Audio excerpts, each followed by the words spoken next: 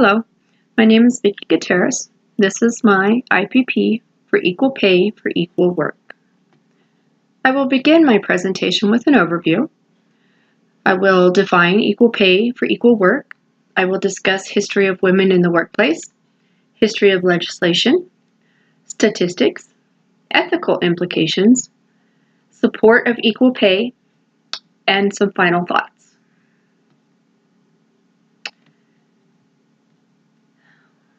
Equal pay for equal work defined.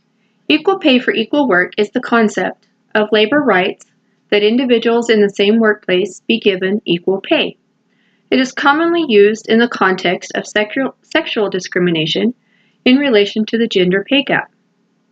Most commonly, it is related to females not being given the same rate of pay as males in the same occupation. Let's begin by looking at history of women in the workplace to get a better understanding of why equal pay for equal work is so important. Prior to 1900, women worked in traditional jobs such as seamstresses, laundresses, and factory workers. And they were paid much lower wages to fill those jobs. In the 1900s, the Industrial Revolution pulled many young single women into the factories. Working was considered a stepping stone until the woman found a husband and started a family. In the early 1900s, it was thought that women would only work until they got married, and then they would stay home and they would be the caretaker for their family. Women at this point made up 25% of the American workforce. In 1941, 6 million women became industrial workers during World War II. This began an immense change in the role of women in the workforce. The wage gap movement gained momentum during this time with formation of labor unions specific to women, along with the introduction of legislation to regulate equal pay for equal work. After World War II, women began moving into non-traditional work roles. Young women moving into the workforce more than tripled from 15 to 71% between 1890 to 1985. Women moved into more traditional men's jobs such as finance and management.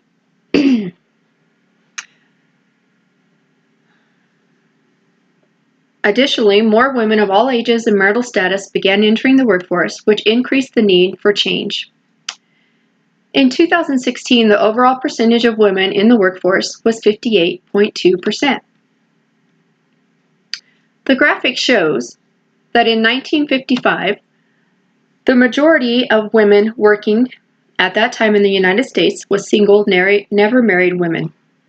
In the last 50 years, women of all marital statuses and all ages have moved into the workforce. Those participation rates for all other women have increased dramatically over the last 50 years, as you can see by the black line in the graphic.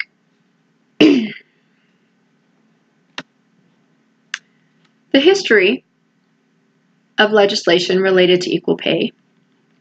The Fair Labor Standards Act was established in 1938, and it established national minimum wage for men and women alike. The Fair Labor Standards Act legislation has been enforced consistently since its inception. In 1945, the first ever legislation to require equal pay for women, named the Women's Pay Act of 1945, was introduced into Congress. The Women's Pay Act of 1945 did not successfully pass in Congress, which caused women to have a setback in their equal pay efforts. In 1963, the Equal Pay Act was signed into law as an amendment to the Fair Labor Standards Act. At the time of the Equal Pay Act's passage, women were earning only 59 cents per every dollar earned by a man. In 1964, the Civil Rights Act, Title VII, made it illegal to discriminate based on sex for pay and benefits. Although enforcement of the Equal Pay Act and other civil rights laws has helped to narrow the wage gap, significant disparities remain and need to be addressed. The Paycheck Fairness Act has been introduced in each of the last several congressional sessions. The Paycheck Fairness Act would increase penalties for employers who pay different wages to men and women for equal work. Additionally, the Paycheck Fairness Act would authorize EPA, which is Equal Pay Act, actions and such compensatory and punitive damages as may be appropriate.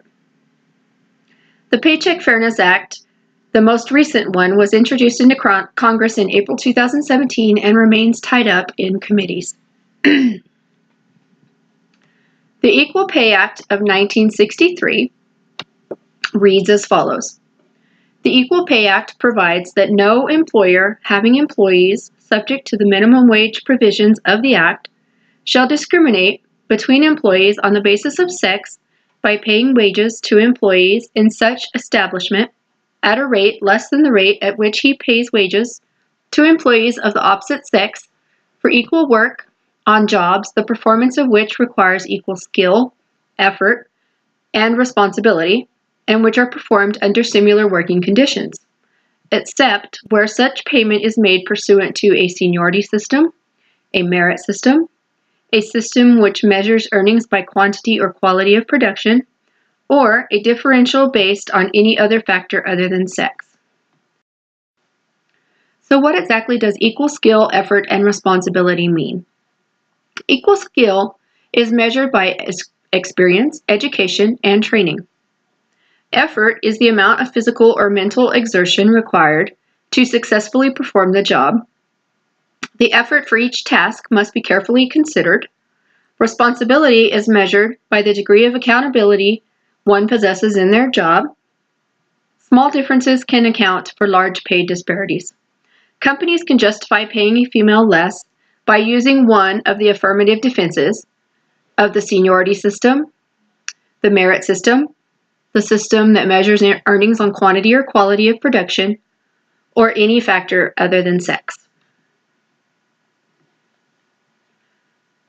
Even with legislation in place, the wage gap continues to exist.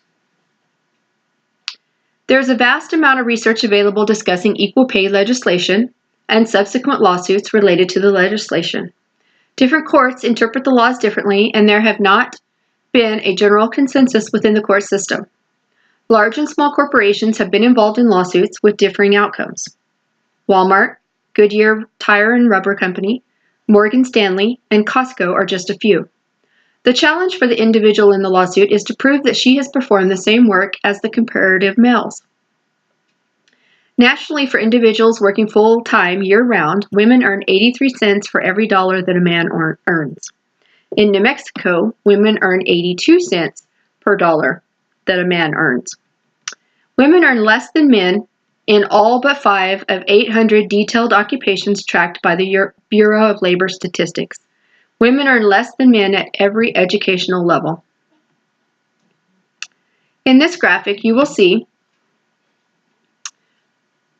that the disparity in wages between men and women in the 1980s and the 1990s, the gap began to close.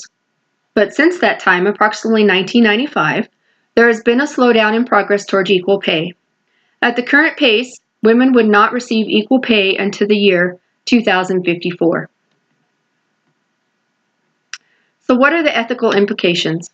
What is a company to do with such a great ethical dilemma such as equal pay for equal work?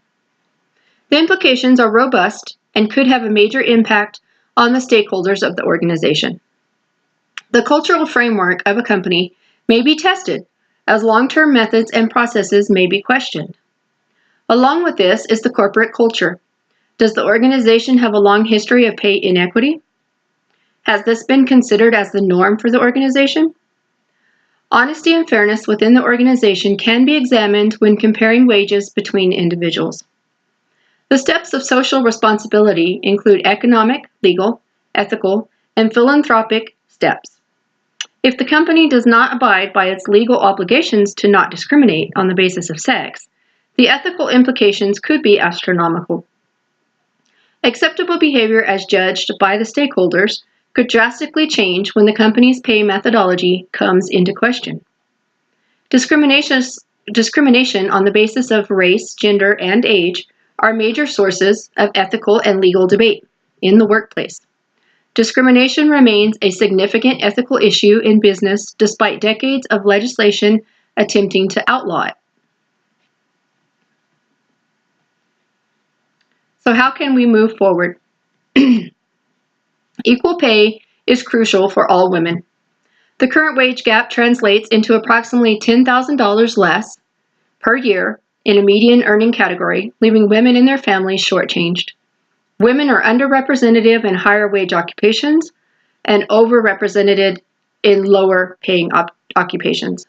So what can we do to move forward? Several states have enacted new equal pay legislation over the last couple years. California, New York, and Massachusetts have all passed new legislation that prohibit employers from requiring pay secrecy or from penalizing employees for discussing wages. New York and California laws have eased the requirements for demonstrating pay discrimination, and they enhance the available remedies for violations. The goal is to tighten available defenses under both federal and state laws to make it easier for equal pay plaintiffs to make out their cases. There are steps that employers can make now. The basic steps that employees or that companies can make now to prevent unequal pay practices include eliminating policies that prevent workers from discussing compensation, include non-discrimination provisions by addressing pay transparency in company manuals, handbooks, and policies, update equal opportunity policies, check that the pay practices are not based on gender, and conduct a pay audit and determine the reason for any pay discrepancies if they're found. In 2016, the White House Equal Pay Pledge began at the State of Women Summit as a way for private companies to show their commitment to equal pay. 57 companies signed the pledge to begin the process of advancing their company's practices to help reach equal payment for women and men. A few of those companies include Amazon, Anheuser-Busch, Apple, Coca-Cola, Hershey, Microsoft, Nike, and Staples.